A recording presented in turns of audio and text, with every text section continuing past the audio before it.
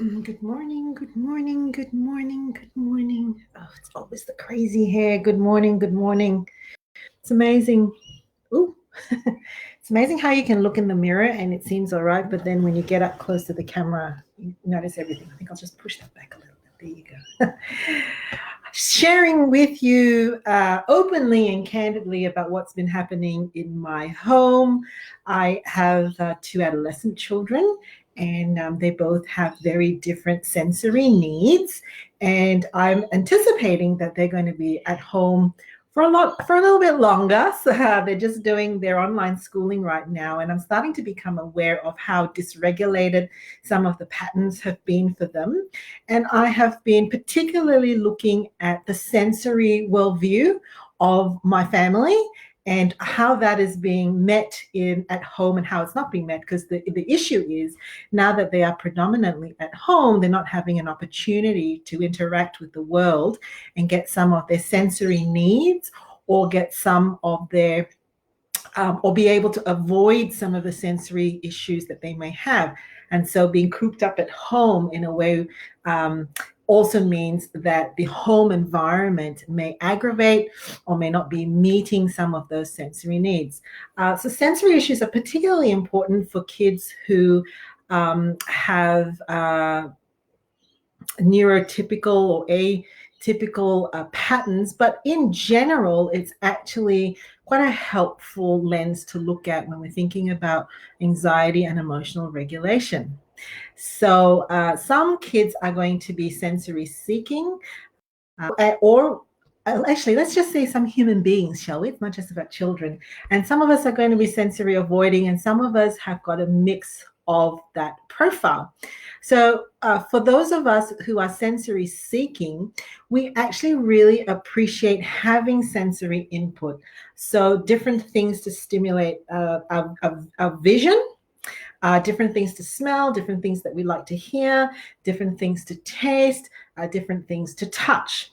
And, really looking at how much sensory input we are getting in our five senses, particularly during this time when we are at home and not having other environments to feed that. Some of us are going to be sensory avoiding, and you can think about those five senses, and we could be particularly sensitive to to having people stand too close to us, hearing crunching noises, uncomfortable clothes,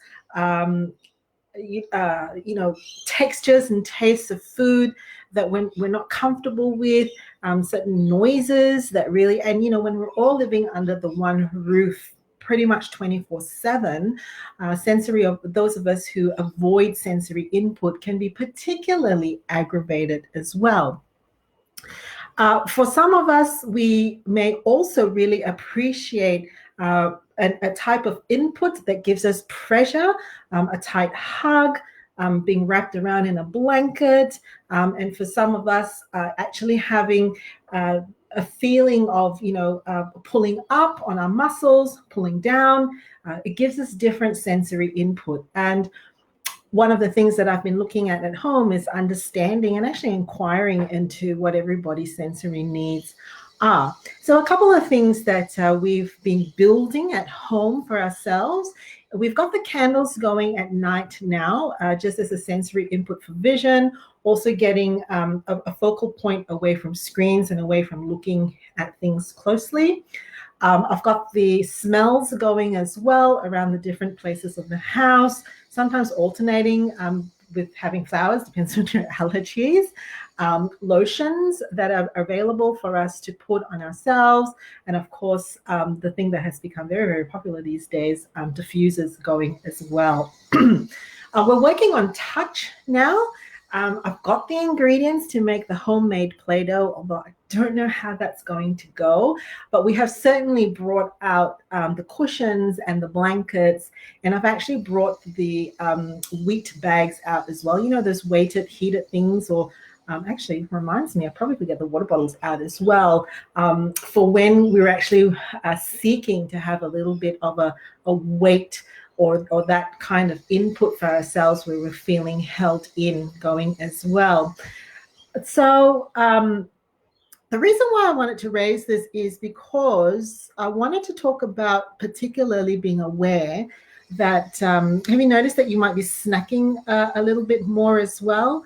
You know, that could possibly also be related to just needing to have sensory input, different textures or tastes, because if home life is fairly neutral or sensory neutral or just not sensory discerning, to pick up some of the things that you may be needing for your own well-being, then that may be actually a part of it. So even with our food, you know, thinking about different textures, thinking about different colors that we may be seeing on our plate, thinking about different hot food, cold food, these can all be a way really to make some intentional movements and directions towards getting some sensory input. Perhaps today you might actually want to just do a poll for yourself and maybe the people that you're living with. What kind of sensory input from the five senses really appeals to you that you might miss from not having being out in the world? What are some of the sensory inputs from the five senses that you're actually really struggling with now that we're all at home? I know for us, a big one is sound. We, all four of us, have got different tolerances for sound, for when we're awake, for when we need to concentrate, for what it requires us for rest, relax, wind down, and sleep. Right? We all have different needs. So you might want to just do a poll and then perhaps think about ways that you can introduce some really sensory sensitive, sensory need, meeting some of those sensory needs in your own home and have some fun with it. All right. If I do get around to making the Play-Doh, I'll be sure to post a picture here. Okay, take care.